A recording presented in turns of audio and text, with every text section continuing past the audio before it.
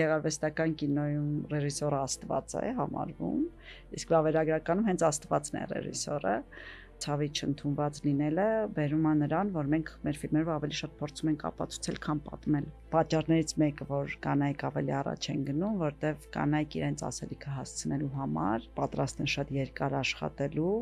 չհանձնվելու եւ որոշակիորեն նաեւ կոմպրոմիսների գնալու։ Ես կարծում եմ, որ կյանքի ինքնին շատ ավելի հետաքրքիր է եւ այդ վավերագրությունը այդ հնարավորությունն է տալիս, որ դու ուղակի հետևես կյանքին։ Նոր է վերջացրել Ավրորան,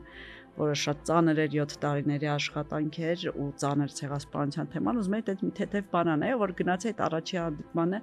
այնքան հումոր կար, այնքան կյանք կար այս մարդկանց, մեծ ասի ինչ լավ է, մի հատ գոնե վավերագրական կոմեդիա կանենք, բայց հենց այդ եմ ասում, բայց վերջում ֆիլմը դարձավ ոչ թե թատրոնի մասին, այլ հենց այդ մարդկանց իրական ողբերգությունների մասին, որոնք հեչել Շեքսպիրի ողբերգություններից ավելի փոքր չեն, ցավոք սրտի։ Վավերագրական ֆիլմերը օգնում են մեզ հասկանալ իրականությունը, ցույց են տալիս այն պատմությունները, որոնք թաքնված են չոր տվյալների, փաստերի հետևում։ Իսկ թե որ թեմաներն են, որ դառնում են վավերագրական ֆիլմերի առիթ, կպատնի մեզ վավերագրող, ռեժիսոր, պրոդյուսեր Իննա Սահակյանը, ողջույն Իննա։ Ողջույն Հայկ, շնորհակալ եմ հրավերի համար։ Ձեզ ենք շնորհակալ, վերջերս տեղի ունեցավ վերապրելով Շեքսպիրին, ձեր եւ Ռուբեն Ղազարյանի համագործակցությամբ վավերագրական ֆիլմը Ոսկե ծիրանի շրջանակում հայաստանյան պրեմիերան էր, որը ես չկարողացա դիտել, բայց Արծվիկը մեր օպերատորը, որը դիտել է, շատ ողջևորված է, ու այնքան եմ պատմել, ոնց որ մենք էլ արդեն տեսած լինենք։ Ու առաջին հարցը հենց դրան է վերաբերում, ոնց ընտրվեց այդ թեման։ Իրականում այն փաստը, որ ես ռեժիսոր եւ պրոդյուսեր եմ եւ օգնում եմ եւ խանգարում եմ ինձ իմ ֆիլմերի վրա աշխատելու ժամանակ, որովհետեւ sense ոնց որ երկակիություն ունենալ անձի, որտեղ մի կողմից մտածում ես որպես ռեժիսոր ցանկացած թեմային մոտենալուց ինչ ձևով կարող ես պատմել, ինչքան չգիտեմ, սիրուն է, հետաքրքիր է եւ այլն, մյուս կողմից որպես պրոդյուսեր մտածում ես ինչքանով այս ֆիլմը կարող է գնալ միջազգային կինոաշխարհ, որովհետեւ ես ինքս մի քիչ համարում եմ, որ գոնե մենք լինելով այսպես փոքր ազգ եւ սահմանափակ ռեսուրսներ ունենալով մեր ֆիլմերը պիտի նաև քաղաքական ամեն դեպքում մշակութային եւ քաղաքական ասույթ ունենան ուղղված դեպի դուրս ոչ միայն դեպի ներս, որտեվ սովորաբար մենք մեր ցավը գիտենք, իհարկե ցանկացած ֆիլմ ներսի հանդիսատեսի համար էլ է արվում եւ կարեւոր է, բայց հենց առաջնակետը լինում է դեպի դուրս եւ այդ սկզբունքով են ընտրվում թեմաները։ Այսինքն իմ համար եւ Bars Media ստուդիայում հետ ես այսքան տարի աշխատում եմ, մեր համար կարեւոր է, որ ֆիլմը ոչ միայն ինքնին լավը լինի, բայց այլ նաեւ հնարավորություն ունենա հասնել միջազգային հանդիսատեսի։ Սա ընդհանուր առմամբ եւ ամեն գաղափար ու ամեն շատ կարեւոր ու հետաքրքիր միտք չի, որ դառնում է ֆիլմ։ Այսինքն մենք սովորաբար սկսում ենք տարբեր նախագծեր, ես կարող եմ շատ հետաքրքիր բան գտնեմ, սկսեմ նկարել, տրեյլեր անեմ, փաթեթ անեմ, բայց ինքը ֆիլմ չդառնա մի շարք պատճառներով կամ նույն ժամանակ նման թեմա արդեն արվում է ու դու հասկանում ես, որ այս ֆիլմը ոչ միտեղ չես կարող էլ ցուցադրել դրսում կամ չգիտեմ հերոսների այդ վավերագրության մեջ ռիսկերը շատ մեծ են, այնպես որ sense ցանում ենք տարբեր սերմեր, որոնցից sense մեկու մեջ ծնում են ու դառնում են ֆիլմ։ Իսկ ինչ կարելի է պատմել ձեր այս ֆիլմով, ձեր վերջին ֆիլմով վերապրելով Շեքսպիր, որը տարեցների մասին է, Նորքի տարեցների խնամքի կենտրոնում բեմադրվող Շեքսպիրյան ներկայացման մասին է, այսինքն աշխարհաքաղաքական ինչ թեմաներ է հնարավոր այս սյուժեի մեջ պատմել։ Նախ այս սյուժեն շատ համամարտկային է, որովհետև տարեցները ամենտեղ կան եւ մանավանդ հիմա այս երբ որ բումերների սերունդն է դարել տարեց, այդ խնդիրը, որ այդ տարեցները միայնակ են ամբողջ աշխարհում, այսինքն ինքը թեմատիկ տեսակետից հետաքրքրում է ոչ միայն հայ հանդիսատեսին, այլ լայն եւ մեր այս ունիկալ վիճակը բանավանդ Նորքի տուն-ինտերնատում, երբ ասենք մի տեսակ ժամանակը ոնց որ կանգնած լինի, հենց ինքը շատ ցույց է տալիս այլ տեսակետից տարեցների խնամքը, որտեղ ասենք նույն եվրոպական երկրներում իրենք շատ sense ստիլի լավ պայմաններում են, բայց նաև այդ հոգևոր, չգիտեմ, ստեղծագործ կյանքի մաս չեն հանդիսանում սենց։ Մեր մոտ իհարկե պայմանները դեռ այս պայն արդեն փոփոխություններ կան, վերջի այցիցս շատ ուրախացա, բայց դեռ լավն են ցանկանում էլի, այնպեսի պայմաններ են դեռ, բայց իրանց այդ միասնությունը, ընկերությունը եւ այլն, դա ինքնին արդեն հետաքրքիր է, լրիվ ուրիշ հայացք ծերությանը, բայց նաեւ ֆիլմի հիմքը շատ ավելի խոհափիլիսոփայական դարձավ, որը հենց կյանքի իմաստի, թե ոնց ապրես կյանքը նենց, որ այդ ծերությունը ծերության ժամանակ ավելի, չգիտեմ, քիչ վճարես, միգուցե այսպես ասեմ, կամ այդ ծերությունը հետ նայելուց շատ չափսոսաս կամ կարողանաս վայելել այդ։ Այսինքն ինքը դարձավ ի սկզբանե գաղափարը ավելի թեթև ֆիլմ անելուն է ուղղված, թեթև ու հետաքրքիր, որտեղ այդ ինգրեդիենտները, որ ասում է ծերության ընդհանուր գաղափարը, յուրօրինակ տարածքը, որտեղ ինքնին նորքի տուն ինքը դառնած է միկրոկոսմա, որտեղ ասած այդ ժամանակը կանգնած է, այդ պատերին այդ հետխորհրդային պանոներն են էկլեկտիկ, այս մարդիկ սենց ոնց որ անցյալից եկել են, բայց դեռ ուզում են գնան ապագայի իրանց թատրոնով, այդ ռոբոտը կատուները, մի խոսքով ինքնին այդ բոլոր այդ բաղադրիչները ուներ, բայց իմ համար ցենց այդ պահին, որտեղ ես նոր էի վերջացրել Ավրորան, որը շատ ծանր էր 7 տարիների աշխատանք էր ու ծանր ցեղասպանության թեման, ուզում էի այդ մի թեթև բան անել, որ գնացի այդ առաջի հանդիպմանը, այնքան հումոր կար, այնքան կյանք կար այս մարդկանց մեջ, ասի ինչ լավ է, մի հատ գոնե վավերագրական կոմեդիա կանենք, բայց հենց այդ եմ ասում, բայց վերջում ֆիլմը դարձավ ոչ թե թատրոնի մասին, այլ հենց այդ մարդկանց իրական ողբերգությունների մասին, որոնք հեչել Շեքսպիրի ողբերգություններից ավելի փոքր չեն, ցավոք սրտի։ Ռեկից առաջ որ խոսում ենք արդյունքներ պատմեց, որ նույնիսկ արտացվել են մեր համար այդ զգայուն թեմաները, օրինակ Արցախը, պատերազմը, այդ ամեն ինչ ինքը ընթացքում է լինում, ինչքանով է վավերագրողը պլանավորում եւ ինչքանով է որ ինքը ընդհանրապես չգիտի ինչի մասին է դառնալու ֆիլմը։ Վավերագրական ֆիլմ սկսելուց առաջ ունենում ես գաղափարը, ունենում ես նախնական այդ ուղղությունները, որոնցով ուզում ես գնաս, ստեղծագործական թե ասելիքի տեսակետից, բայց քանի որ մեր ֆիլմերը կյանքի մասին են, մենք չգիտենք այդ կյանքը ինչ անակնկալներ մեր համար կպատրաստի եւ շատ հաճախ է լինում, որ սկսում ես մի պատմություն եւ հենց այս Շեքսպիր վերաբերել Շեքսպիրի ֆիլմն էլ դրա օրինակներից մեկը եւ ավարտում ես լրիվ ուրիշ մի պատմություն, այսինքն ֆիլմը դառնում է շատ ավելի այլ բաների մասին եւ այդ կարծում եմ հենց վավերագրության համայնքն է հանդիսանում։ Իսկ եթե խոսենք հենց այս ֆիլմի օրինակով, ինչ ակնկալիքներ կար, ինչ անակնկալներ։ Պատրաստվում է շատ թեթև ֆիլմ անելու, վերջում ինքը շատ ծանր ֆիլմ։ Այսինքն ինքը բարիս բուն իմաստով տրագիկոմեդիա է, բայց վավերագրության մեջ, բայց կարծում եմ, որ իր այդ ծանր խոհափիլիսոփայական մարդու կյանքի արժեքի շերտերը ամեն դեպքում գերակշռում են այդ թատրոնի, հումորի եւ մնացածի շուրջ, նաեւ հենց այն փաստը, որ ի սկզբանե օրինակ մենք մտածել ենք տարածքից դուրս չգալ, որտեղ ինքս են շատ հետաքրքիր էր, ոնց ասացի, հա, բայց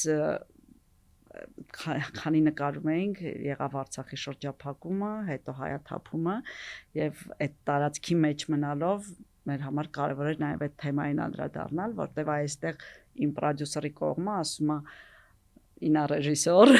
եւ համար ռեժիսոր Ռուբենի հետ նաեւ այդ անընդհատ այդ խոսակցությունների զրույցի արդյունքում Ռուբենի միջալոց կարծում էր, որ ավելի պիտի մնանք հենց այդ սկզբնական, այսինքն այդ շենքի տարածքում, բայց այդ պրոդյուսեր կողմը ասում է, չէ, տարեկան ասենք թե 1-2 ֆիլմը Հայաստանից գնում միջազգային կինոշուկաներ, փառատոներ եւ այլն, ու այս ցավը, որը մեր մոտ կա, պիտի ինչ-որ ձև գտնենք նաեւ այստեղ անել, բայց օրգանիկ ձևով անել, եւ այդտեղ այս իմ ու Ռուբենի այս ֆիլմի երկրորդ համատեղ աշխատանքն է, Ավրորայում էլ Ռուբենը եւ գեղարվեստական տեսարանների ռեժիսորն էր եւ մոնտաժի ռեժիսորն էր, մի խոսքով շատ բաղուցեք։ Այդտեղ իմ ցած ավելի հաշվարկային կինոն բախվում է Ռուբենի ավելի զգայական կինոյի հետ ու մենք կարողանում ենք բալանսավորված գտնել այդ լուծումը, որ գտանք Արցախի պատմությունը ֆիլմի մեջ ներառել տուն ինտերնատի բնակիչներից մեկի պատմությամբ, որը սկզբից կար, հետո հետ վերադարձավ Արցախ, խաղաղությունից հետո մեծ հույսով, որ շարունակելու էր կյանքը եւ վերջում նորից արտագաղթեց այս բռնի արտագաղթման արդյունքում։ Այստեղ այդ վավերագրության ամբողջ իր այդ փաստագրող ուժով արձանագրել է այդ կարևորագույն մեր պատմական պահը։ Իսկ ինչ ճանապարհ անցե ֆիլմը, այսինքն 25 թվականից արդեն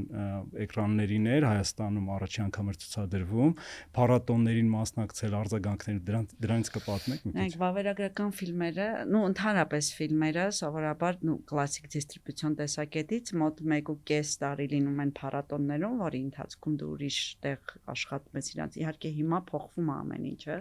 Մենք անցումնային շրջանում ենք, երբ որ այս ինտերնետային դիստրիբյուցիոն VOD-ները եւ այլն ավելի առաջ են գալիս, բայց եթե խոսում ենք այդ կլասիկ դիստրիբյուցիայի տեսակետից, 1.5 տարի փառատոններն են, որից հետո հեռուստատեսություններն են միջազգային, որից հետո արդեն VOD պլատֆորմաները եւ այլն։ Մենք պրեմիերան ունեցանք 2025 թվականին Ամստերդամի միջազգային փառատոնում ITFA-ում, որը վավերագրության ամենահին ու ամենամեծ փառատոնն է, եւ շատ լավ արձագանքներ ունեինք։ Ինքը մրցույթային ծրագրում չէր, բայց պրեմիերաների ծրագրում էր, որը էլի կարևոր ծրագրերից մեկն էր, եւ հենց այդ է շատ հետաքրքիր, որ ցանկացած արձագանք միջև հիմա բավականին շատ ռևյուներ կան, բոլորը դրական են գրված, բոլորը տեսնում են այդ Արցախի թեման ու շատ կարևորում են, այսինքն Արցախի թեման շարունակվեց էկրանից արդեն գրավոր տեքստերի մեջ, որտեղ ցանկացած հոդվածում այդ խնդիրին անդրադառնում են ու ցենց ուրախանում ես, որ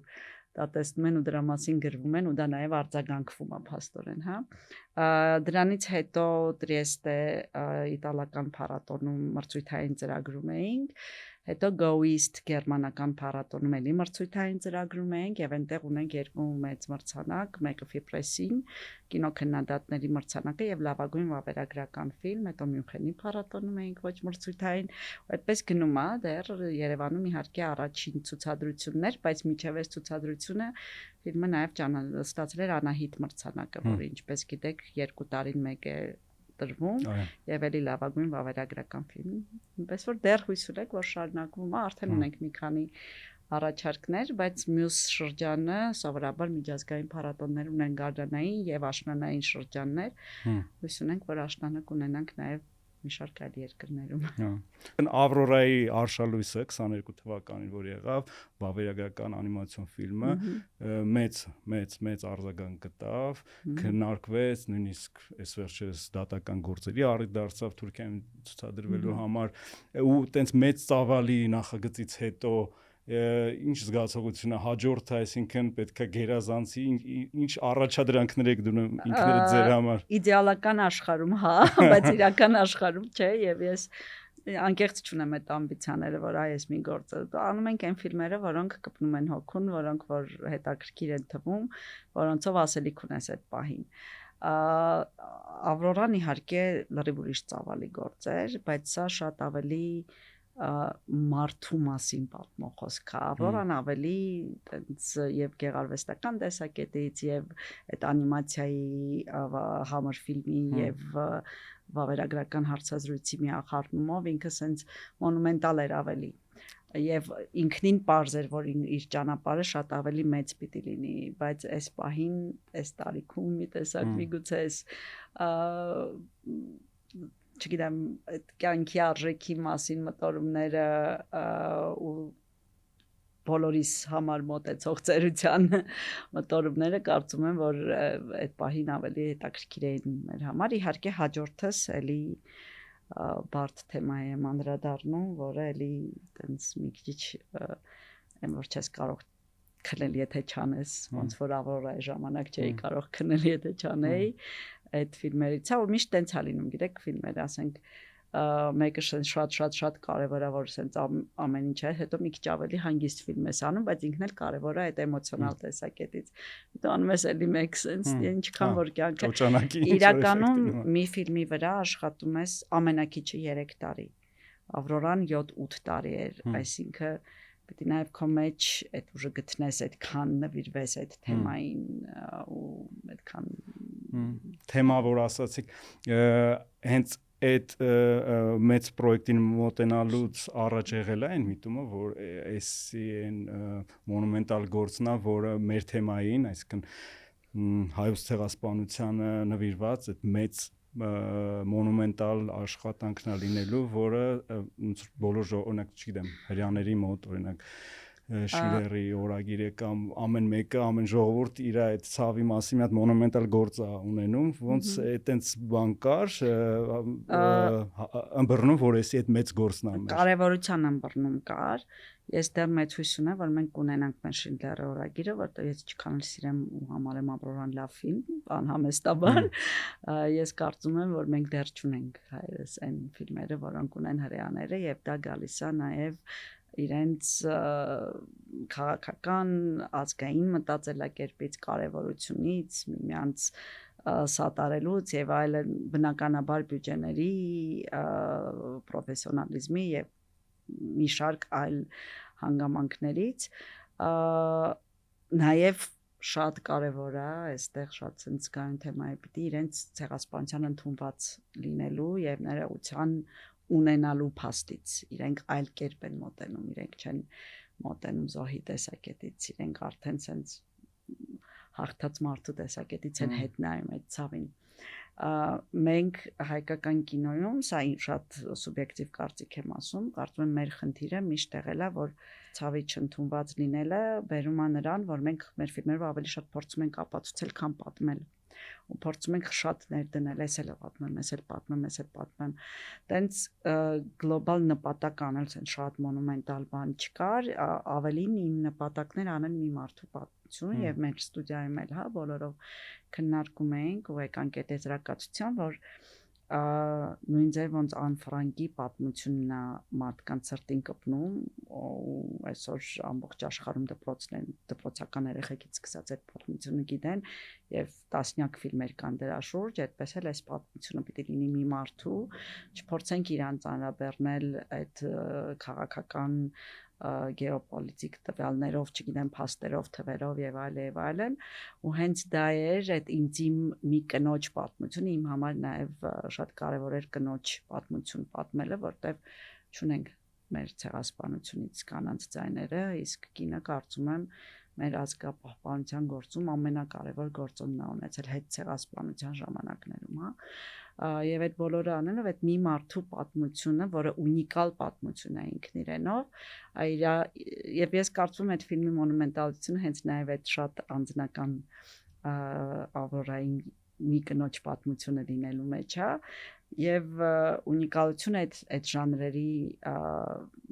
համատեղումներ, որը մենք ստեղծագործական մեծ թիմով այդ ձևով որոշեցինք անել, էլի։ Բայց ամեն դեպքում էլի չեմ համեմատում իրան Շինդլերի լիստի հետ, որտեղ ես դեռ սպասում եմ Շինդլերի լիստին։ Ասացիք, որ մեծ գործից, ծավալուն գործից հետո ուզում եք մի քիչ ոնց որ հանգիստ վերցնել, թեթև պրոյեկտների վրա աշխատել։ Հիմա ոնց որ էլի այդ մեծ ծավալուն գործի վրա եք մի քիչ կպատմեք դրանից։ Հարցը մեծ ծավալուն ինչ է, հարցը ծանրությանն ու կարևորությանն է։ Շատ չեմ կարող այս ֆիլմի մասին խոսել, որտեղ ինքը որոշակի գաղտնիության էլեմենտներ ունի, որպեսզի կարողանամ վերջացնել, որտեղ բայց մեր ստուդիան ձեր նման, ինչպես գիտեք, 20 թվականին ամբողջ պատերազմը վավերագրել էր առաջնագծերում, ու մենք ունենք այդ ունիկալ նյութը ու անդադ sense բարսի թիմով նստած ասում ենք, լավ, ինչ անենք, ոնց պատմենք, ոնց սա նենց պատմենք, որ հասնի միջազգային հանդիսատեսին, մանավանդ հաշվի առնելով, որ Արցախից մեր 22 թվականի դեպքերից եւ 23-ի հայաթափումից հետո զուգահեռ տեղի են ունեցել Ուկրաինան, Գազան, չգիտեմ, Սիրիան, Իրանը, մի խոսքով այնքան ավելի մեծ կատաստրոֆաներ են եղել համաշխարհային տեսակետից մարդու իրավունքների, որ մեր պատմությունը ասեն շատ ստվերում է մնում, հա, կինոյի տեսակետից։ Եվ ի վերջո գտա այդ տարբերակը երկու կանանց, էլի նույն Ավրորայի սկզբունքով կանանց անձնական պատմությունները ու պայքարը արդարադատության հասնելու համար դա վավերագրելով իրենց պատմությունների միջոցով պատմել այդ ամբողջ տեղի ունեցած մարդու իրավունքների ոտնահարումների եւ պատերազմական հանցանքների մասին Հիմա այդ ֆիլմի վրա եմ աշխատում բավականին երկար արդեն, շատ բարդ ծանր նյութ է, բայց էլի շատ կարևոր են այն ֆիլմերից է, որ չանեմ հանգիստ չեմ քնի, իհարկե հիմա էլ հանգիստ չի լինում քնել այս թեմայի շուրջ աշխատելուց, բայց կարևորությունը մնում է sense ամենաառաջնային այս ֆիլմը անելուն։ Արցախյան 20 թվականի պատերազմի մասին է, դա։ Ինքը այս ընթացքում պատերազմում, մեր պատերազմում, 20 թվականից մինչև 23-ը ներառյալ պատերազմական հանցանքների մասին է, բայց մարդու պատմություններով ոչ քաղաքական թեմա չի, նույն ձև ինչպես Ավրորան, հա, իրական անձնական պատմությունները պատմելու միջոցով։ Այս պատմությունները պատմելուց կարծես դուք եք ոնց որ այդ պատմության մեջ եք ու ձեր վրա այդ անդրադառնում է, ու այդ մեր լրագրողական օրինակով եմ մտածում, երբ որ մենք այդպես նյութերի վրա ենք աշխատում, որտեղ կան դաժան տեսարաններ, պետք է վիդեոները նայես, ֆոտոները ու անկախ մեզնից նույնիսկ մենք չենք զգում, այս մեր վրա նստված կա թողում ու համեմատաբար մասշտաբները անհամեմատ են, այսինքն մեր ավելի կարճ ու փոքր նյութերի մասին է, իսկ ձերը տարիներով տևող աշխատանքներ են, այդ ո՞նց է գտնում այդ բալանսը, էլի, ինչքան եք թողում մտնի ձեր մեջ, ինչքան չեք թողում։ Տարբերակ չունեմ չթողելու, որտեվ չես կարող չթողելով այնպեսի ֆիլմ անել, որ նաև կազդի հանդիսատեսի վրա, հա, որտեվ sense tenets մենք մեր միջոցով ենք, մեր ստեղծագործական թիմի միջոցով ենք անցկացնում։ Ծանր է շատ, բայց էլի նույնը, այն որ չանելու դեպքում ավելի ծանր է եւ այն պատասխանատվությունը, որ ես այս մարդկանց պատմություններ եմ պատմում, որոնք որ շատ ավելի ծանր իրականության միջով են անցնում, քան ես եւ որ նայում եմ այս, որոնց համար այս անձնականը իմ համար ամեն դեպքում ես նայում եմ ու աշխատում եմ իրանց պատմությունների հետ, հա, իսկ իրանք հենց ընտանիքներով իրենց կյանքով են դրա միջով անցել, այդ պատասխանատվության եւ մտերմության զգացումն է, որ ուղղակի չես կարող չանեմ, եթե արդեն մտել ես, պիտի անես, ուրիշ տարբերակ չկա։ Ինա իսկ մի քիչ կպատմես քո վավերագրական ֆիլմ մուտքի մասին, որտեղ հիմա դու տարբեր հարթակներում, կարևոր հարթակներում հաղթանակներ ունեցած վավերագրական ֆիլմերի ռեժիսոր ես, որը նաև մոտիվացնում է երիտասարդ ուսանող, մասնավորապես աղջիկ ստեղծագործողներին, որ հնարավոր ամեն դեպքում Հայաստանում լինելով, Հայաստանում կրթություն ստանալով հասնել շատ մեծ հաջողությունների։ Ես կինոկրթություն չունեմ, իմ կրթությունը… Այս սրանից հետո բոլորս կողերն են։ Չէ, ես շատ ափսոսում եմ դրա համար, որ կինոկրթություն չունեմ, դե ուղղակի չի ստացվել եւ անգամ այս տարիքում մտածում եմ, որ հնարավորություն ունեմ այդ բացը ինչ լրացնելու եմ, իհարկե լրացնում եմ ինքնակրթությամբ, ինչքան եւ իմ թիմից կրթվելով, որտեվ Փառք Աստծո ես շատ տաղանդավոր մարդկանց հետ եմ աշխատում եւ իրենցից անդադ սովորելու տեղ ունեմ։ Ես մասնագիտությամբ արվեստաբան եմ, բայց շատ եմ սիրել միշտ կինոն ու Բարս մեդիայում հայտնվել եմ պատահաբար, հենց որ ես միշտ ասում եմ, որ իմ կայացման ու դառնալու որպես ռեժիսոր, պրոդյուսեր Բարս մեդիան ու Վարդան Հովհաննիսյանը կարևոր դեր ունեն, որտեղ ես ընդունվել եմ օֆիս մենեջեր եւ ոնց որ Վարդանն հաճախ ասում, ասում եմ, «Նայ գործը ալո Բարս մեդիա ասելներ ու ինչ որ թղթեր դնել ես կոմենկով», բայց դա ոնց 2 տարի տևեց, այդ 2 տարվա ընթացքում ես դա երիտասարդ էի, էներգիա ավելի, ես էլ տվեկանում, բա մի հատ փորձեմ, բա մի հատ սեմքի գնամ, մի հատ հետո մի գրանտ գրեցինք, սկսեցի գրել պրոյեկտների համար, որը ստացվեց եւ դա UNICEF-ի հետ համատեղ փոքրիկ ֆիլմ էր, ու որ ասեմ, մինչեւ որ հետ եմ նայում շատ զարմանալու է, որ child trafficking, երեխաների trafficking-ի մասին էր, ու ես տենց գրել եմ, դե երեխա ասելով, ասենք 16-ից բարձրն էլ կար, հա, ու տենց այդ իմ մի քիչ հետքի նման, հետո տենց բաներ չեմ արել, տենց եղահագին ուսումնասիրություն է արել, գտել էի դեպքերը, չգիտեմ, այստեղ տանելու հիմնականում Թուրքիա ու առաջի նկարահանումս, որ այդ նախագիծը գրեցի, այդ գրանտը ստացանք, բանում էր Աբովյանի կանանց գաղութում էր, ասես մեծ բետակամով գնացել էի առաջ Որ թվականներ կավատներին էի նկարում եմ որ շոտ խով դա առաջի սյոմքին կավատ գաղութում էլի երևի թե 2004 ու այդպես սկսվեց հետո մնացած հնարավորությունները որ էլի sense մի քիչ ավել մի քիչ բան Վարդանի հետ որոշեցինք այդ լարախաղացների գաղափարը եկավ որտեվ այդ միտքը որ բավրեն էս լարախաղացները որտեվ երեխա ժամանակ մեծանում էինք իրենք ամեն տոներին մեր կողքն էին մի քիչ քաղաքից դուրս էր գալիս տեսնում էիր այդ գյուղերում եկեղեցիների մոտ ու այդ պահին տենց զգացի որ իրենք չկան ուղղակի շատ քիչ են կամ չկան ցանկացած թեմայում մենք մեր հետազոտական աշխատանքը անում ենք ու հասկացա այդ թեմայի մեջ մի քիչ այդպես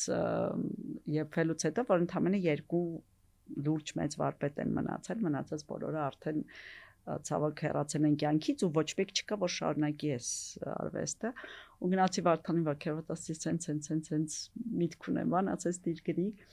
գրեցի այդ սինոպսիս ու այդպես այդ ֆիլմը սկսեց ոնց են ասում հա նորեկների բախտը բերում է ես կարծում եմ որ այդ դեպքերից մեկն էր որտեվ մենք անցանք միջազգային փիչինգ ֆորումների այդ ժամանակ որոշակի կրթություն էլ ստացա որովհետև ինքը անցավ մի տարվա նախագծերի զարգացման այսինքն այս մի տարի լուրջ վավերագրողների հետ աշխատում էի այդ նախագծի վրա եւ փիչինգից հետո այդ առաջի երկու մի քանի տեղ փիչարեցին Գիտֆայում, Իհլավայի փառատոնում եւ այլն ու այդ ֆիլմին միացավ ճապոնական public հեռուստաընկերությունը, ամերիկյան public հեռուստաընկերությունը, շվեդական այն ժամանակ շատ ավելի հեշտ էր կինոինդուստրիան, շվեդական, ֆինական, գերմանական, ու sense դառավ մի հատ հսկայական մեծ նախագիծ ու իմ դեբյուտն էր, ու այդ ժամանակ հրավիրեցին Արմանի Երիցյան, որի շատ բան սովորել եմ այդ process-ներից մեկն էր, հա, որպես կրթություն չունենալով փորձով սովորել ու լրացնել այդ բացը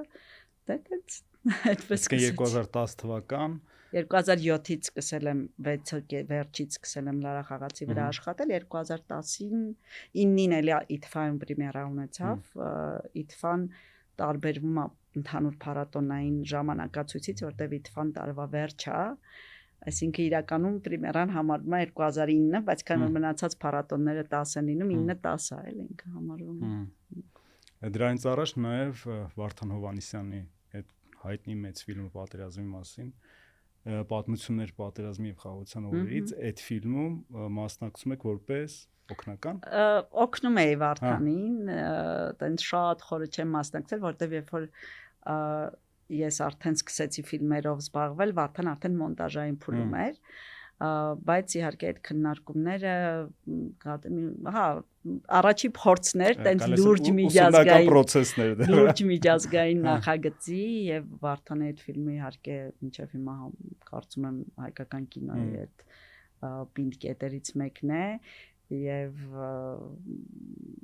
այնքան ինչքան եւ մրցանակներ եւ ճամփորդել աշխարհով մեկ հազարից մի ֆիլմն է լինում եւ շատ կարեւոր է այդպես ուսուցման կետեր հա շատ բան ենք Վարդանի հետ արել անում եւ տեսնենք բայց այստեղ միայն Վարդանը չէ, անընդհատ տարբեր մարդիկ են ու հիմա այս վերջի տարիների փորձօրինակ նույն Ռուբենի հետ Ղազարյան աշխատելու Շեքսպիրի դեպքում Արթուր Սահակյանը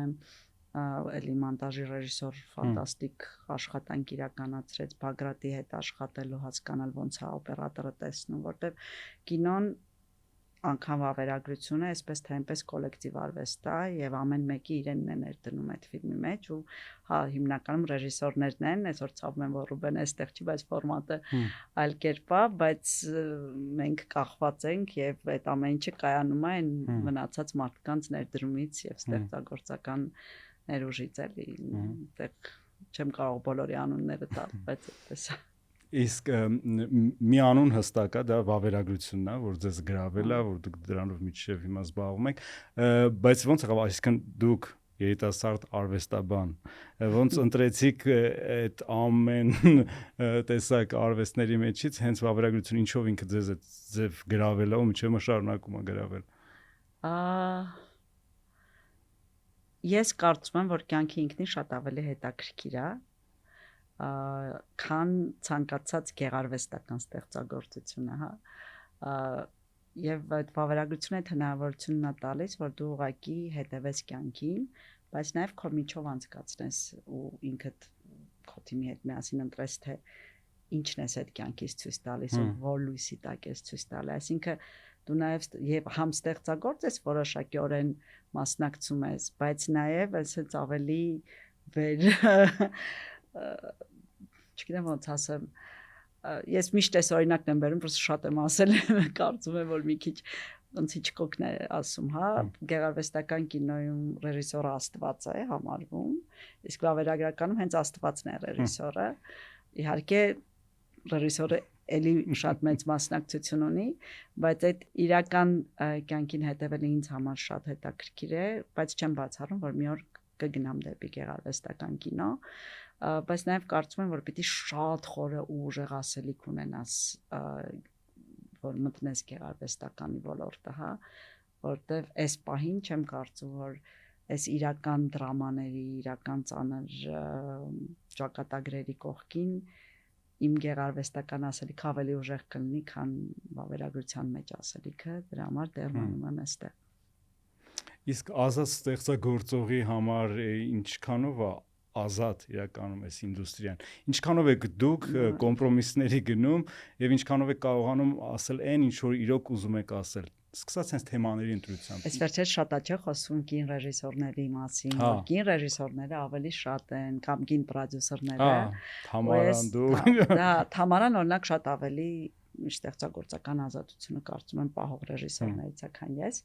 բայց այդ մասին կխոսենք, բայց պատճառներից մեկը, որ կանայք ավելի առաջ են գնում, որտեվ կանայք իրենց ասելիքը հասցնելու համար եւ այդ որ մեջից sense վառվում է, չես կարող չպատմել այդ պատմությունը, նախ պատրաստ են շատ երկար աշխատելու, չհանձնվելու եւ որոշակիորեն նաեւ կոմպրոմիսների գնալու։ Ես ինքս գնում եմ կոմպրոմիսների եւ դա գալիս է նաեւ այդ ռեժիսոր պրոդյուսեր համադրությունից։ Մեկ-մեկ ջղայնանում եմ, որ գնում եմ այդ կոմպրոմիսներին, որովհետև հասկանում ես, որ ստեղծագործական տեսակետից շատ ավելի լավ կլինի այս պատմությունը սենց պատմել, բայց էլի ու էլի, քանի որ մանավանդ վավերագրության մեջ, հա, մեր նպատակը զուտ ֆիլմ անելը չի։ Մեր նպատակը այդ ֆիլմի իմպակտ ունենա, հա, իր ազդեցությունը ունենա, տարածվի այդ պատմությունները, սկսեն այդ վիբրացիոն ալիքները տարբեր երկրների, տարբեր հանդիսատեսների միջև, որ միգուցե ինչ-որ փոփոխության արդյունք հանդիսանան, այդ դեպքում դու մտածում ես, օրինակ, եթե գերմանացին ինձանից ուզում է, որ, չգիտեմ, voice-over լինի ֆիլմի մեջ, ոչ թե սուբտիտր, բայց ես շատ պրիմիտիվ օրինակ եմ բերում, ես ուզում եմ շատ սուբտիտրով լինի իմ ֆիլմը, ոչինչ, ես պատրաստ եմ voice-over-ի տարբերակ անել, ավել աշխատել, բայց որ դա հասնի ամբողջ գերմանական հանդիսատեսին։ Չգիտեմ, իմ Լարա Խաղացների ֆիլմի դեպքում մենք ունեինք 72 րոպե մեր ռեժիսորական վերսիան, որը գնում էր փառատոններ, 52 րոպե ամերիկյան վերսիան, որտեղ իրանց պետք էր սեն շատ ավելի արագ տենց դինամիկ մոնտաժ, սենց ավելի ամերիկյան ինդուստրիային մոտ եւ 90 րոպեանոց ճապոնական վերսիան, որտեղ սենց սիրուն հավեսով դրել էին երկար կադրեր, սարերը, ճամփորդը։ Մի խոսքով, հիմա ուրիշ մեկը հիմնականում տղամարդիկ թող չնեղանան ինձանից, կասեն, չէ, սա իմ ռեժիսորական վերսիան է ու վերջ իմ կինոյին պիտի ձեռ չտաք։ Ես տենց չեմ մտածում, որտեղ իմ համար կարևոր է որ այդ պատմությունները ճամփորդեն, լսվեն եւ շարունակվեն։ Իսկ թեմաների հարցում ինչ կոմպրոմիս, այսինքն ինչ ֆիլմեր կար, որ ուզում եք նկարեք, ոչ նկարահանվեց։ Այդքան թեմաների հարցում չի խնդիրը, որտեվ ես կարծում եմ, եթե Պինդա ֆիլմը եւ եթե դու այդ սերմդ այդքան աճացրել ես, որ ինքը արդեն սկսել է ծլել, դու կնկարես, բայց լինում են կիսատ նախագծեր, որոնք ավելի շատ եւ ֆինանսավորման խնդիրների հետ են բախվում, այսօր շատ լուրջ խնդիր է կինոյի ֆինանսավորումը, մանավանդ մեր երկրում, եւ կամ չգիտեմ պատմության խնդիրների հետ են բախվում, չգիտեմ հերոսը դա մահանում կամ չգիտեմ իրավիճակն է փոխվում։ Ես թերևս չեմ բանանում թեմաների շուրջ, գիտեք նաև այդ տրանսջենդեր թեմային եմ անդրադարձել, որտեղ ինձ հետաքրքիր էր թե երևի թե շատերը այս երկրում այս խնդիրների բախվելու վախից կարող է չանեին նման ֆիլմ փորձում եմ տենց բաների մասին չմտածել անելին ինչ որ հետաքրքիր է այն մարդկանց իսկ հենց այդ թեմայից որ խոսացիք այդ թեմայով ինչ որ կոմպրոմիս եղել է այսինքն ցուցադրել չցուցադրել հենց Հայաստանում մեր ֆիլմը 2022 թվականին չէ արդեն էկրանների 21-22 ռիլիզը Մելինե Դալուզյանի ծանրորդ անձնական կյանքի մասին է կարող ենք Մել Դալուզյանի կներեք որը քննարկման առիթ դարձավ ատելության ալիքի եւ իմ նկատմամբ եւ նորից Մելի նկատմամբ առիթ դարձավ ու չցուցադրվեց Հայաստանում մենք ունեցել ենք մի քանի փակ ցուցադրություններ Հայաստանում իրականում վավերագրական ֆիլմերը sense talent շատ քիչ են ցուցադրվում Հայաստանում sense talent բայց այդ ֆիլմը դեռ չենք ցուցադրել Հայաստանում տենց բաց ցուցադրություններ ուղղակի այստեղ շատ sense անձնական նուրբ պահ եղավ որ արանքում պատերազմ եղավ ու պատերազմից հետո նորից այս թեմայի աղմուկը կարծում ենք ես էլ Վարդանն էլ որ մի քիչ արդարացի չի լինի ու կգա ժամանակը անպայման ցույց կտանք որտեղ ֆիլմը ես շատ եմ սիրում ինքը շատ կարևոր ֆիլմ է ու ինքը ընդհանրապես պրոպագանդայի հետ ոչ մի աղերս չունի եւ այնպես ինչպես իմ մյուս ֆիլմերն են մարդու ցավի մասին, հա, Ավրորային այդ ցեղասպանությունը վերապրած Շեքսպիրին այս միայնակ տարեցների, չգիտեմ, եւ այլն, նույնպես այս մարդու ողբերգության մասին է եւ իր ընդհանրապես աղերս չունի բոլոր այն ցեխերի հետ, որոնք մեր վրա շպրտում են այդ ժամանակաշրջանում կցուցադրենք կարծում եմ այս պահին ունեցել ենք մի քանի փակ ցուցադրություններ ու շատ հետաքրքիր անցել իրականում իսկ ինչքանով եք հավատում ֆիլմի վավերագրական ֆիլմի ազդեցությանը զգացել եք որ ինքը կարա փոխի մարդուն նենք ես այդպես շատ ռոմանտիկ չեմ ու չեմ համարում որ ինքը կարող է ասենց գլոբալ լուրջ բան փոխել բայց այդ ալիքը ստեղծել միանշանակ կարող է ու դա հենց վավերագրության ուժն է որտեղ վավերագրական ֆիլմերը իրենք հայ ինչ որ նկարագրեցի մեկ ուտեգես տարի փառատոն հետո հեռուստաընկերություն հետո այդ VOD պլատֆորմաներ բայց հետո նաև կրթական ոլորտեն իրենք մտնում համալսարաններն են գնում այդ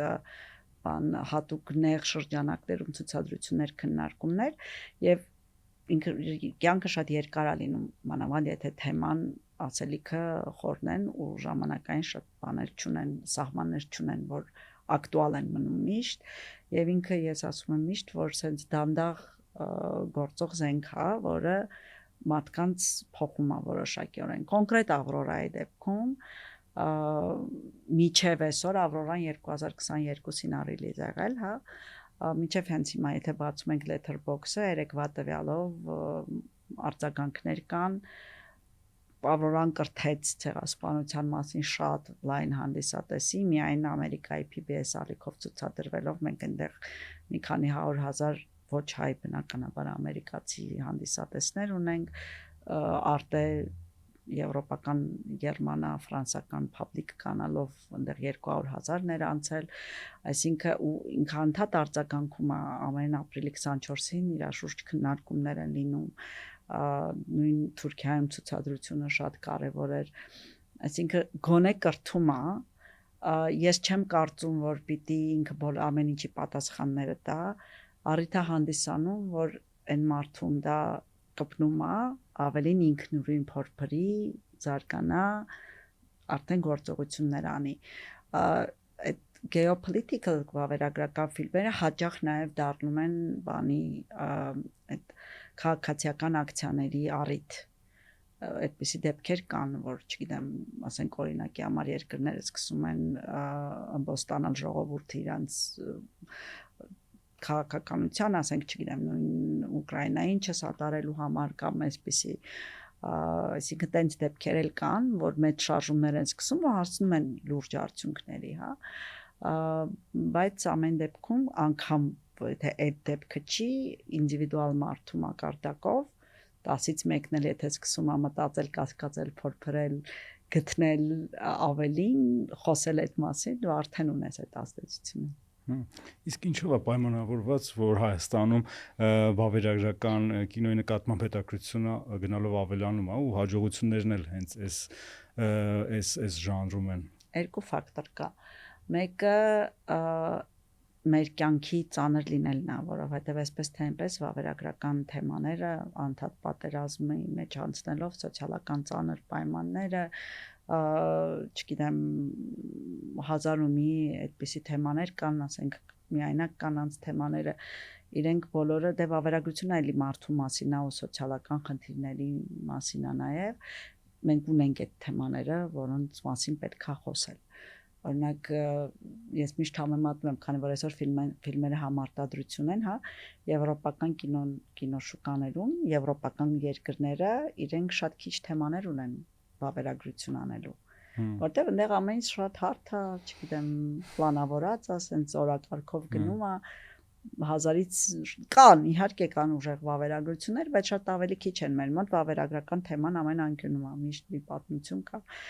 Դա մեկ, երկրորդ ու ամենակարևոր էլի պատճառներից մեկը դա վավերագրական ֆիլմին շատ ավելի փոքր բյուջե է պահանջում եւ փոքր թիմ։ Մենք սարսափելի վատ վիճակում ենք դեռ ֆիլմերի ֆինանսավորման տեսակետից, ինչը հասկանալի է լինելով փոքր պետություն, որը էլի պատերազմի, չգիտեմ, երկրաշարժի, ամեն ինչի միջով անցնելով անընդհատ երիտասարդ պետություն լինելով, չի հասցնում նաև կինոյին պատշաճ բյուջե սուղ է ամեն դեպքում, բայց նաև շատ կարևորել է հենց այդ կինոյի ուժը որպես քո մշակույթի եւ քո երկրի պատմության եւ վիճակի մասին տարածման զենք, հա, ասենց լավ իմաստով զենք, շատ փոքր է մեր բյուջեները, մենք եւ շատ քիչ են հնարավորությունները, եթե ես միշտ համեմատում եմ Եվրոպայի հետ, որտեղ մենք աշխատում ենք միշտ Եվրոպայի հետ, հա, եթե միջին վիճակագրական եվրոպական երկրում, ասենք Գերմանիայում կա պետական մի հատ կինոֆոնդ, կա ամեն ռեգիոնում ռեգիոնալ կինոֆոնդեր, կան տարբեր մշակութային հիմնադրամներ, որոնք աջակցում են պետական մշակութային հիմնադրամներ կինոյին, նաև աջակցում են պետական հեռուստաընկերությունները, իրենք սենց որ մենք ունենք ընդամենը մեկ ֆոնդ, մեր հեռուստաընկերությունները չեն աջակցում, անկախ կինոարտադրողներ, այնտեղ նաև պարտադիր պայմաններ կա, հա, ասենք քվոտաներ կան, որ ամեն public հեռուստաընկերություն այսքան անկախ արտադրողների ֆիլմեր պիտի ունենա, այսքան վավերագրություն պիտի ունենա, հատուկ համագործակցության մեխանիզմներ կան, որ ասենք ֆիլմին, եթե հեռուստատեսությունը աջակցում է, ֆոնդը ավելի է աջակցում կամ հակառակ, եթե ֆոնդի աջակցած ֆիլմը հեռուստաընկերություններից մեկը պիտի ցույց տա, մի խոսքով, ասենք հազար ու մի ամեն երկրի համար իր մեխանիզմները կան։ Մենք ունենք ընդամենը մեկ ֆոնդ, որի տարեկան բյուջեն չի գերազանցում $1 միլիոն չափը, տարեկան բյուջեն ամբողջ կինոարտադրության համար։ Հիմա որ համեմատենք գեղարվեստական 1 միլիոնը մի փոքրաբյուջետ, շատ փոքրաբյուջետ ֆիլմի գումարը։ Բնականաբար պրոդյուսերները պետք է այլ գումարներ հայթայթեն եւ այլը, բայց դա այդքան հեշտ չի եւ միշտ այս համարտադրության դեպքում դու բալանսավորված պիտի լինի քո ներդրման չափը դրսի ներդրումների հետ, որտեղ այնտեղ նաեւ ստեղծագործական թիմերի մեջ պիտի այդ ներդրումները կիսվեն, մի խոսքով շատ բարդ թեմա ենք մտնում, այսինքն ստացվում է, որ այսպես թե այնպես մեր համար գեղարվեստական կինոն դեռ շատ սուղ վիճակում է, իսկ վավերագրությունը կարողանում է շատ ավելի փոքր ճկուն միջոցներով անել, էլի, բայց ընդհանուր առմամբ այս վիճակը մի քիչ վախենալու է, որտեվ հիմա անգամ նաև քննարկումներ են գնում, որ կինոյի օրենքը փոխել, անգամ այդ փոքր աջակցության դեպքում կինոն դառնա աջակցված կինոների գույքային իրավունքները ոնց որ հանում են, բայց դեռ անհասկանալի է, բայց այդ խոսույթը գնում էր, որ գույքային իրավունքները պատկանեն արդեն պետությանը, որը աբսուրդ է, որ դեպքում ոչ մի արդեն այդ 1 միլիոն էլ չես կարող դնել այդ art house կամ ստեղծագործ ֆիլմերի մեջ, որտեղ ոչ մի պարտներ չի աշխատում, այսինքն ընդհանուր մեխանիզմը պրոդյուսերական ընկերությունը աշխատում է պրոդյուսերական ընկերության հետ, ոչ մի դրսի պրոդյուսերական ընկերություն պետության հետ չի աշխատելու։ Մի խոսքով այդ վիճակը մի քիչ վախենալու է, եւ ուզենք թե չուզենք, այդ տնտեսական ֆակտորը ուղիղ ազդում է նաեւ ստեղծագործ բաղադրիչների վրա, էլի։ Իսկ ոնց է կարծում այդ ֆինանսական այդի համար մեկ խոչընդոտն է, որ Հայաստանում ֆիլմերը այն որակի չեն, ինչ որ կուզենայինք լինել։ Համար մեկը միակը չի, բայց կարևորագույններից է, հա։ Այս բան մենք չունենք կինոդպրոց, մենք ունեցել ենք սովետական կինոդպրոց, բայց մենք ունեցել ենք մեծ, sense հետո խորոջ այդ անկախությունից հետո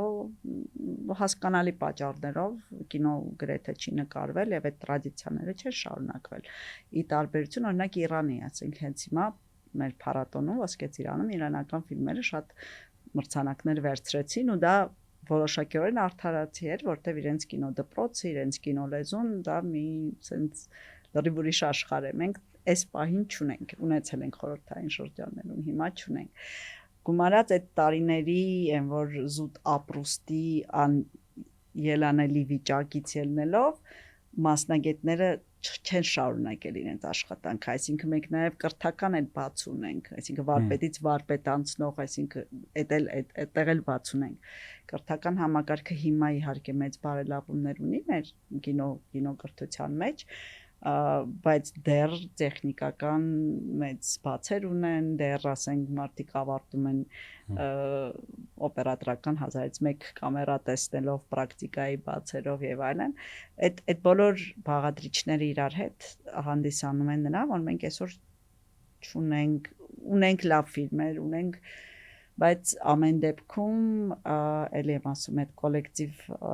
արվեստի եւ այդ բարդ փազլի, որը վերջում պիտի դառնա լավ կինո, բացերը շատ են։ Իմ կարծիքով նաեւ կարևորագույն խնդիրներից մեկը այդ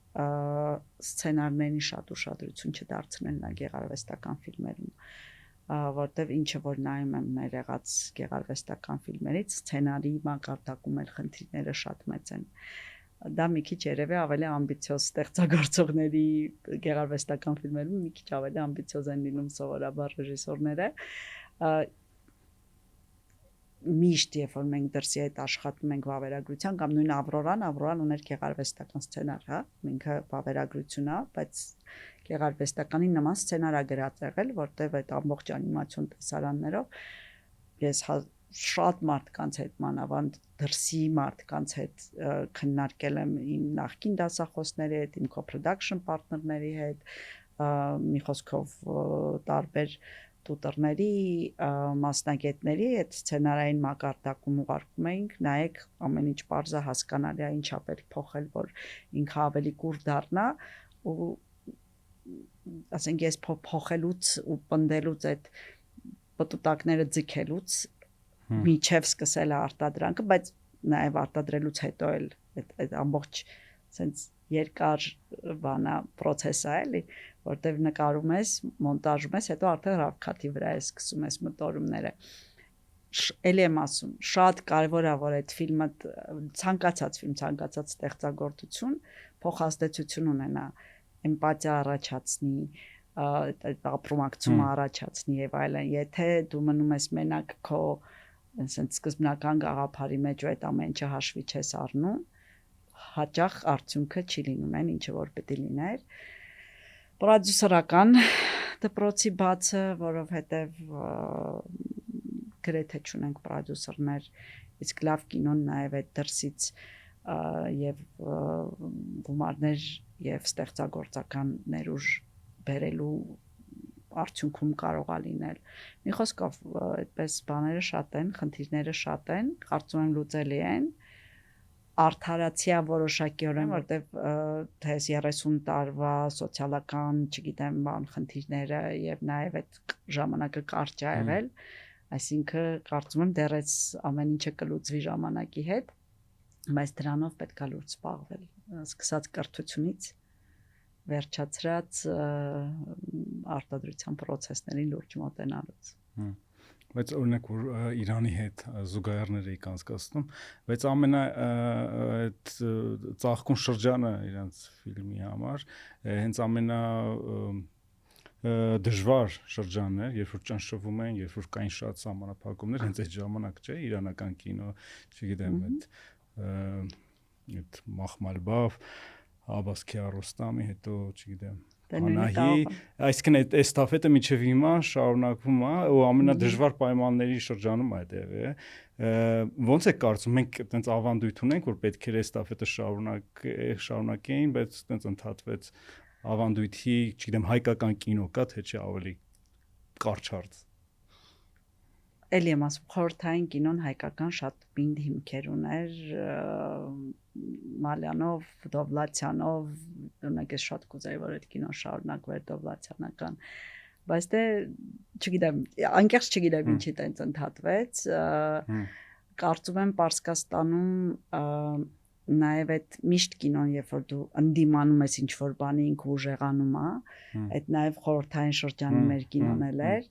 ինձ թվում է մեր մոտ ուղղակի սենց մի տեսակ ամեն ինչը կտրվեց, սենց շատ սենց քաոս վիճակում էր եւ երկիրը եւ չգիտես միգուցե շատ սենց հիմա բան պրովոկատիվ բան ասեմ, բայց այդ նաեւ հաղթանակի սենց բաններ, որ սենց մենք մեզ ամեն ինչ ներելի է եւ այլը, ամեն դեպքում մեր մոտ կտրվել է, անկեղծ պատճառները չեմ կարող ասել, բայց իհարկե ունեցել ենք, որը կարող է շարունակվել, բայց էլի այդ վարպետից վարպետ, չգիտեմ, ստեղծագործողից ստեղծագործող, կրթության վրա ուշադրություն դարձնելու կարևորությունը, որ մեր մոտ ցավոք սրտի նոր միայն այս վերջի տարիներին մի քիչ ավելի լավացել, բայց էլի կարծում եմ շատ տխուր է ինչքանով որ ես առնչվել եմ։ Բայց ոնց հասկացանք, հենց ձեր օրինակով, ով ունի կրթության ուսման ծարավ, ինքը գտնում է աղբյուրները։ Իսկ շարունակականության մասին որ խոսացինք, դուք ասացիք ումից եք սովորել, ումից եք շարունակում սովորել, իսկ ձեզնից ովքեր են սովորում, այսինքն դուք հիմա տենում եք երիտասարդ, սերունդ, նոր սերունդ։ Ունենում ենք, նախ ես համարում եմ, որ բարձր շատ կարևոր դեր է արդեն իսկ ունեցել վավերագրական կրթության մեջ, որովհետև ու ինչը շատ իմ համար ուրախալի է, որ ես ինձ կողքից նայում եմ, այսօր երիտասարդ, ավելի երիտասարդ կինոգործիչների մեծ մասը սենց թե նենց բարսի վավերագրության մեջ բարսի հետ առնչվել են։ Մեկը ինտերն է եղել, մեկը չգիտեմ օգնական է եղել, մեկը օպերատոր է եղել, մեկը սկսնակ պրոդյուսեր է եղել։ Հետո իրենք սենց անկախացել են ու արդեն իրենց կինոներն են անում, այնպես որ մենք սենց աշխատանքի մեջ արդեն իսկ կրթել ենք որոշակիորեն։ Ես նաև միջազգային, ասենք նույն Ծիրանի հետ միշտ համագործակցում եմ տարբեր workshop-երի, Սլավոնական ինստիտուտի հետ եմ ժամանակին այդ պրոդյուսերական դասընթացներ արել եւ այլն, այսինքն փորձում եմ հնարավորության ներելու չափով անել, բայց դա չի լրացնելու այն բացը, որը պետք է սենց կրթության հիմքում լինի։ Մարդիկ անհատներ շատ են, որոնք անում են սենց բաներ, բայց ինքը սենց հիմքով պիտի ավելի առողջանա կրթական ոլորտը, եւ երիտասարդության մասին սենց շատ լավն են, շատ եմ ուրախանում, անավանդ ես վերջերս, այսինքն հենց նոր մի քանի օր առաջ ես նաև Ծիրանում Գայվ Պրո այդ իրենց ինդուստրիայի կինոշուկայի մասում կարճամետրաժների ժյուրի էի, ոչ միայն մենակ, բայց եւ լսում էի փիչինգները եւ լիամետրաժ եւ կարճամետրաժ շատ ուժեղ պինդ հայացքով ստեղծագործական եւ ասելիքով երիտասարդ սերունդ ունենք, հույս ունեմ, որ իրենք կշարունակեն ինչ որ փորձում են անել։ Իսկ վավերագրողները, հայ վավերագրող Հայաստանում եւ ոչ ինչքանով են իրար հետ համագործակցային, այսինքն այս համայնք կա ձևավորված։ Այստեղ էլ մի քիչ փիլիսոփա եմ, էս մեր ազգային գիծն է, որ մերոնք չեն սիրում համատեղ անել ինչ որ բաներ, մերոնք են որ ոնց որ սպորտում, հա, շախմատում լավ ենք, ֆուտբոլում չէ։ Մենք ցավոք սրտի ցանկացած այդ ֆուտբոլային բաներում լավ չենք լինում, պես նաև ասենք օրինակ, բայց դա միայն վավերագրությանը չի, դա ընդհանուր կինոինդուստրիային է, ինչի իմ համար շատ ցավալի է, ես միշտ փորձում եմ ինչքան հնարավոր է լավ լինել բոլորի հետ ու աջակցել բոլորին, բայց դե չի ստացվում, եթե դա մի կողմանի է, հա, լինում հաճախ, բայց ասենք այն դեպքերում, երբ որ մեզ կան ունեցել ենք դեպքեր, որ մի հատ համատեղ են դարձել ժողովուրդը ու ինչ որ նպատակի հասել են, բայց սովորաբար sense մեկը մյուսին չի սիրում այդ իմ լարախաղացների ֆիլմը, եթե տեսել եք, մոտավորապես այդ նույն պատմությունն է, էլի վերջի երկու լարախաղացներն ու մրցակից մնացել ու մրցակից իրար մասին ինչ ասես, ասում են, դե երկուսով եք մնացել, միացեք, փրկեք այդ արվեստը, բայց այդ զուտազգային գիծա կարծում եմ, բայց խանգարում է մեզ։ Բայց վավերագրության մեջ ավելի լավ է, քան ընդհանուր ոլորտում շատ չեն լավ, բայց ովքեր էլ որ կան, իրար օգնում են, իրար կրթում են, փորձում են որոշակիորեն ինչ որ փոփոխություններ մտցնել, նաև այդքան շատ ցավալի պետական ֆինանսավորման աջակցության ոլորտում այս վերջերս գիլդիա ձևավորվել, որի համար ուրախ եմ, բայց դեռ այդ ձևավորման փուլում շատ པարզ չի, որ ուղղությամբ է գնում վավերագրողների ասոցիացիան Արևիկը բավականին աշխատանք է անում եւ վավերագրական ֆիլմերի տարածման եւ համայնքի այդպես ավելի կուր դառնալու եւ կրթության տեսակետից այնպես որ դրական բաներ կան հույս ունեմ որ գնալով դրանք ավելի շատ կդառնան ձեր աշխատանքներին շատ մեծ հաջողություն ենք մաղթում շնորհակալություն Merci